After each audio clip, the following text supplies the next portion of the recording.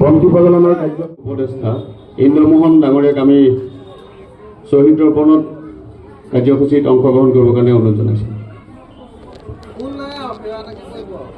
ইয়াৰ পিছতে আমাৰ জিলা সমিতিৰ সাংগঠনিক সম্পাদক ইকবাল হুছেইন ডাঙৰীয়াক আমি অনুৰোধ জনাইছোঁ।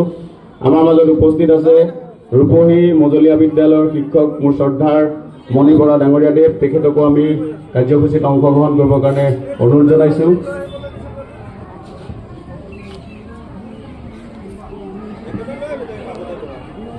আমি ইকবাল হুছেইন ডাঙৰীয়াক অনুৰোধ জনাইছোঁ।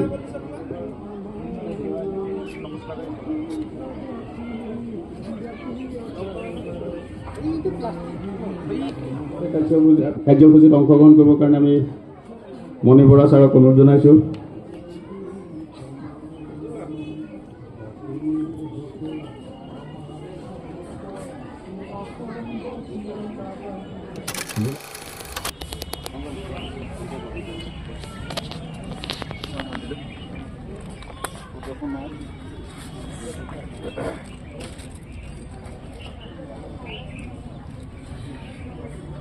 গানটো লগাই দিব পাৰিলো লগাই আছো গান লগাই ঐ মণ্ডল এই তই এইফালে আহ না এইফালে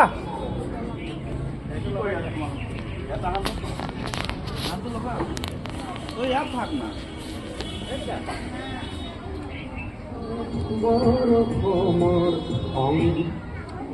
ফুল আনিলে নে ফুল ইয়াত ৰপণ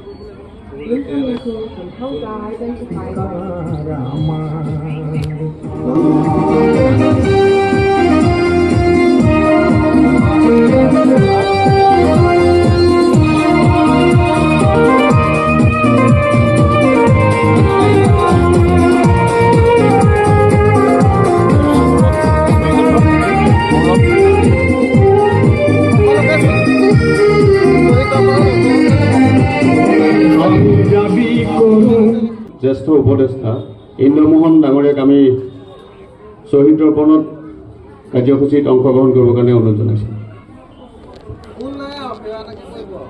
ইয়াৰ পিছতে আমাৰ জিলা সমিতিৰ সাংগঠনিক সম্পাদক ইকবাল হুছেইন ডাঙৰীয়াক আমি অনুৰোধ জনাইছোঁ।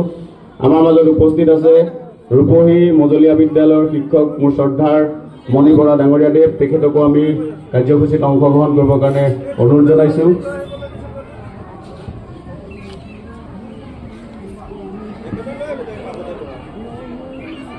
ইয়াৰ পিছতে আমি ইকবাল হুছেইন ডাঙৰীয়াক অনুৰোধ জনাইছোঁ।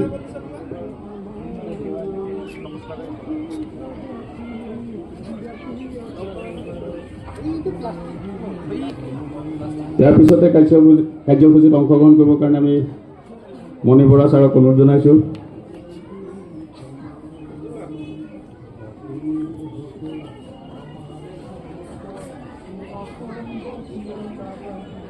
জিলা সমিতিৰ সমাজসেৱক কংকন বৰা ডাঙৰীয়াক আমি অনুৰোধ জনাইছোঁ।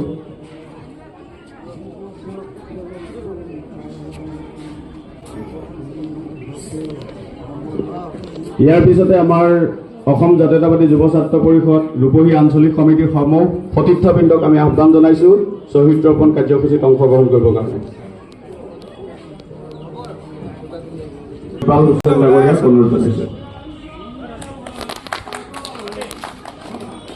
বন্তি প্ৰজ্বলনৰ কাৰ্যসূচীত সহায় কৰিবৰ কাৰণে মই ইকবাল হুছেইন ডাঙৰীয়া, কংকন বৰা ডাঙৰীয়া আৰু সতীৰ্থসকলক সহায় কৰিবৰ কাৰণে মই আহ্বান জনাইছোঁ।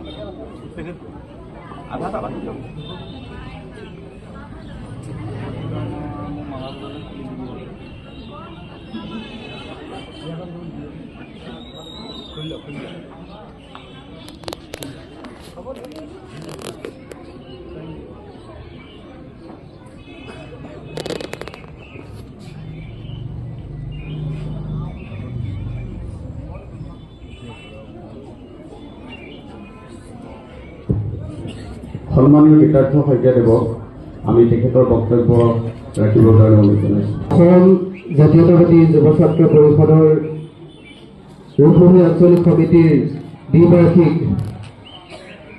অধিৱেশন উপলক্ষে সমবেত অসম জাতীয়তাবাদী যুৱ ছাত্ৰ পৰিষদ ৰূপহী আঞ্চলিকৰ শ্ৰদ্ধাৰ সভাপতি আমিৰ হামজা ডাঙৰীয়া, নগাঁও জিলা সমিতিৰ সাংগঠনিক সম্পাদক ইকবাল হুছেইন ডাঙৰীয়া, নগাঁও জিলা সমিতিৰ সমাজ সেৱা সম্পাদক কংকন বৰা ডাঙৰীয়া, ৰূপহী আঞ্চলিকৰ জ্যেষ্ঠ উপদেষ্টা ইন্দ্ৰমোহন বৰুৱাদেৱ, ৰূপহী মজলীয়া বিদ্যালয়ৰ শিক্ষক মণি বৰা দেৱ, ইয়াত সমবেত হোৱা ৰূপহী আঞ্চলিক সমিতিৰ শ্ৰদ্ধাৰ বিষয়ববীয়াসকল, আমাৰ আজিৰ অধিৱেশনত প্ৰতিনিধিত্ব কৰিবলৈ অহা বিভিন্ন শাখা সমিতিসমূহৰ বিষয়ববীয়াসকল, ইয়াত আজি অনুষ্ঠিত হ'বলগীয়া চিত্ৰাংকন প্ৰতিযোগিতাত অংশগ্ৰহণ কৰিবলৈ অহা ছাত্ৰ ছাত্ৰীসকল আৰু তেখেতসকলৰ অভিভাৱকসকল, জয়তে সদৌতিলৈ আমি জাতীয়তাবাদী অভিবাদন জ্ঞাপন কৰিছোঁ।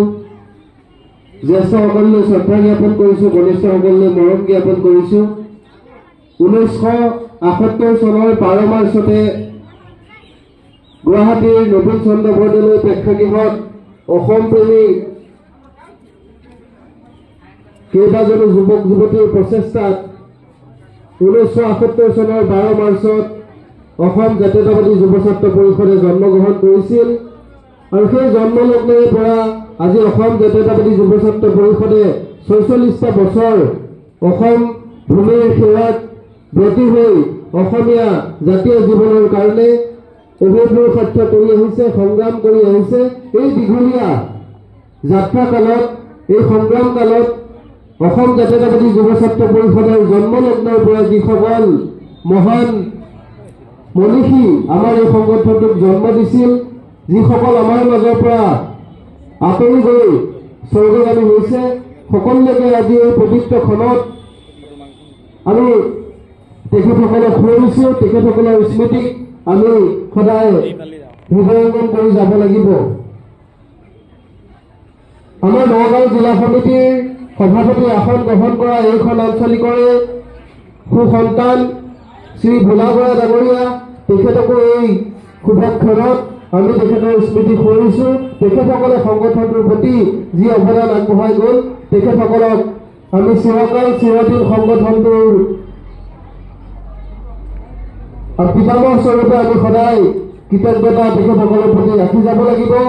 অসম জাতীয়তাবাদী যুৱ ছাত্ৰ পৰিষদে জন্মলগ্নৰে পৰা পূৰ্ণ স্বায়ত্ত শাসন, দ্বি নাগৰিকত্ব আৰু আন্তঃৰাজ্যিক পাৰ্বত্য ব্যৱস্থা প্ৰৱৰ্তনৰ বাবে এই তিনিটা মূল দাবী লৈ অসম আৰু অসমীয়াৰ হৈ সদায় কাম কৰি আহিছে আৰু অসমত প্ৰতি মুহূৰ্ততে যি সমস্যাৰ সন্মুখীন হয় অসমীয়া জাতীয় জীৱনৰ সমস্যাসমূহৰ ক্ষেত্ৰতো সদায় ৰাইজৰ অভিভাৱকত্বত যুৱ ছাত্ৰ পৰিষদে সদায় তেখেতসকলৰ আমাৰ মতামত প্ৰদান কৰি আহিছে। গতিকে অনাগত দিনতো আমি যাতে জাতীয়তাবাদী যুৱ ছাত্ৰ পৰিষদে ৰাইজৰ হৈ কাম কৰি যাব পাৰোঁ, তাৰ বাবে আমি সকলো ৰাইজৰ পৰা সহায় সহযোগিতা বিচাৰিছোঁ আৰু এইখিনিকে এই শুভক্ষণৰ বক্তব্য ৰাখি আজি স্মৃতি তৰ্পণ কাৰ্যসূচী সমাপন হৈছে বুলি ঘোষণা কৰিছোঁ।